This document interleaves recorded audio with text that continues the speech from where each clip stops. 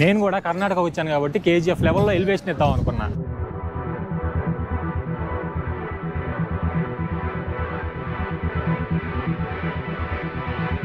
ఆ పచ్చటి పొలాల మధ్య ఈ ట్రైన్ వెళ్తుంటే అబ్బా అసలు ఎందుకులే, మాటల్లో చెప్పలేము అంత ఆనందం.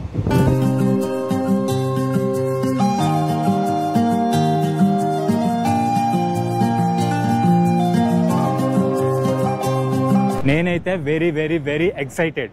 ఇదిగోండి ట్రైన్ మొత్తం ఖాళీ. తలగొప్ప రైల్వే స్టేషన్ నుంచి జోగ్ వాటర్ ఫాల్కి బస్సులు ఉంటాయా ఏమో, అక్కడికి వెళ్ళి చూడాలి, నాకు కూడా తెలీదు.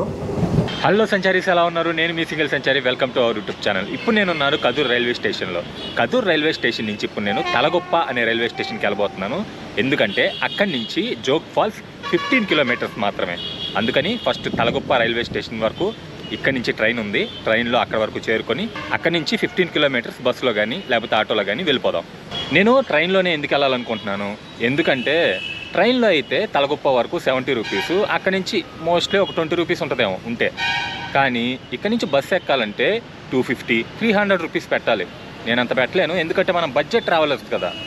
తలగొప్ప ఇంటర్సిటీ ఎక్స్ప్రెస్ ఈ ట్రైన్ రోజు మైసూర్ నుంచి తలగొప్ప వరకు వెళ్తుంది. అక్కడి నుంచి 15 కిలోమీటర్సే జోగ్ ఫాల్స్. సో మన ట్రైన్ అయితే వచ్చేస్తుందండి.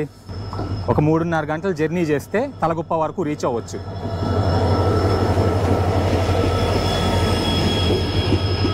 దారి మధ్యలో వక్క చెట్లు, అరటి చెట్లు, కొబ్బరి చెట్లు, మధ్య మధ్యలో మొక్కజొన్న. లైఫ్లో ఒక్కసారైనా ఇటువంటి ట్రైన్ జర్నీ ఎక్స్పీరియన్స్ చేయాల్సిందే. బ్యూటిఫుల్ అంటే బ్యూటిఫుల్ అండి బాబు. బెంగళూరు నుంచి మైసూర్ నుంచి కూడా తలగొప్ప రైల్వే స్టేషన్ వరకు ట్రైన్స్ ఉన్నాయి. కాకపోతే తలగొప్ప రైల్వే స్టేషన్ నుంచి జోగ్ వాటర్ ఫాల్కి బస్సులు ఉంటాయా ఏమో, అక్కడికి వెళ్ళి చూడాలి, నాకు కూడా తెలీదు. చూద్దాం ఎలా ఉంటుందో ఏంటో. రైల్వే స్టేషన్లో దిగిన తర్వాత అక్కడ కానీ బస్సులు లేవంటే మాత్రం అప్పుడు మొదలవుతాయి నా కష్టాలు. బాబా, భూమి పచ్చటి పొరగప్పుకుందా అన్నట్టు అసలు ఎంత బ్యూటిఫుల్గా ఉందండి. నేను జస్ట్ శాంపిల్కి మీకు ఇది చూపిస్తున్నాను. ట్రైన్ జర్నీ మొత్తం ఇలాగే ఉంది. గ్రీన్ కలర్ కూడా ఇన్ని వేరియేషన్స్ చూపిస్తుందా నాకు ఈ రోజే తెలిసింది. ఎందుకంటే ఈ ట్రైన్లో జర్నీ చేస్తా చూస్తున్నప్పుడు మొత్తం గ్రీనరీ, ఆ పచ్చటి పొలాల మధ్య ఈ ట్రైన్ వెళ్తుంటే అబ్బా అసలు ఎందుకులే, మాటల్లో చెప్పలేము అంత ఆనందం. తలగొప్ప రైల్వే స్టేషన్ మన కోసం వెల్కమ్ పలుకుతుంది.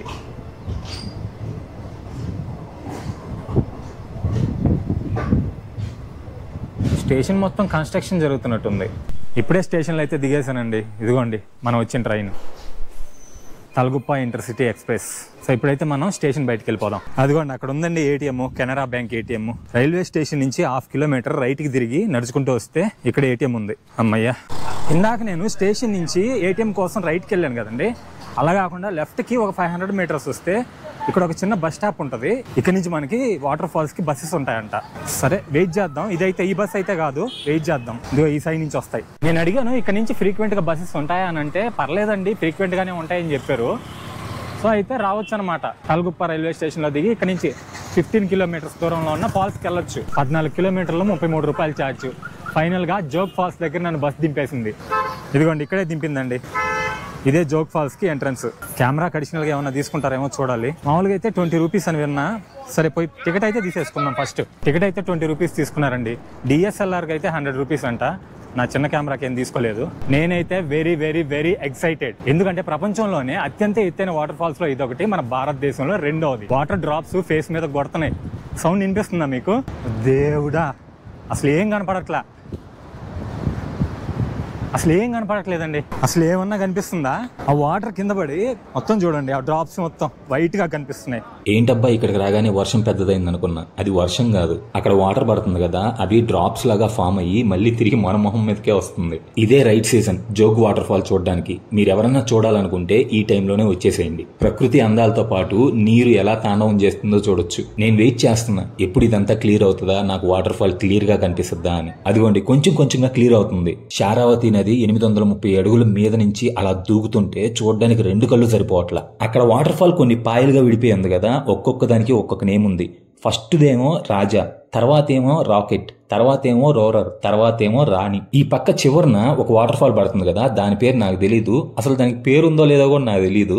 కాకపోతే నేను చెప్పింది ఆ మధ్యలో పడుతున్నాయి కదా వాటి పేర్లు. నేనేదో చెప్పాలని చెప్తాను గానీ మనుషులకి పిచ్చి కాకపోతే ఇంత అందమైన ప్రకృతికి పేర్లు ఏంటండి? మనం పురుడు పోసి బొడ్డు కోసి పేరు పెట్టామా? ఇక్కడ చూడండి, వీళ్ళు గొడవ పడుతున్నారు అక్కడ ఏ వాటర్ ఫాల్ కి ఏ పేర్లు ఉంటాయా అని. ఎంతో దూరం నుంచి వాటర్ ఫాల్ ఎంజాయ్ చేయాలని వస్తాం. అరే ఇంత మంచి వాటర్ ఫాల్ మనకు ఆనందాన్ని ఇస్తుంది, దాన్ని ఎంజాయ్ చేయకుండా దాని పేరిది దీని పేరిది ఏంటిది? నేను చాలా సేపు వెయిట్ చేసిన తర్వాత ఫైనల్ గా క్లియర్ అయిందండి ఈ ఫాగ్ మొత్తం.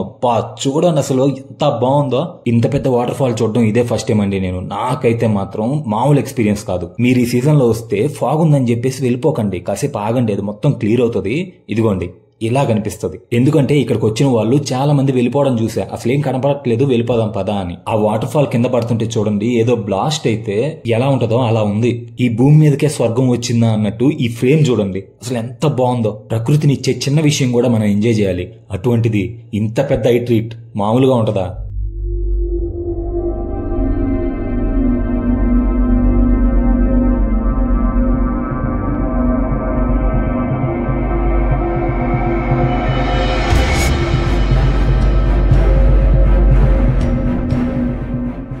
నేనైతే వాటర్ ఫాల్స్ చూపించేటప్పుడు ఏం మాట్లాడనండి, ఆ న్యాచురల్ సౌండ్ అదంతా ఎలా వచ్చిందో అలాగే పెట్టేస్తాను. ఏదైనా నేను ఎలివేషన్ ఇవ్వడం నేను చెప్పడం కాదు, మీరు కూడా ఇక్కడికి వచ్చినట్టు దగ్గరుండి మీరే చూస్తున్నట్టు ఫీల్ అవ్వాలి అంటే న్యాచురల్ సౌండ్ ని ప్లే చేస్తాను చూడండి.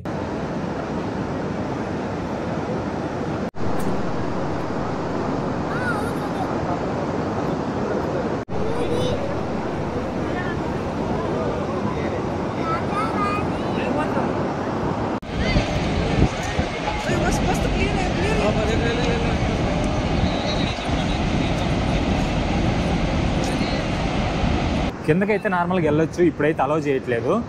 చూడండి ఫ్లో ఎలా ఉందో, అందువల్ల అనమాట. అదిగోండి అక్కడంతా క్లోజ్ చేసేసింది.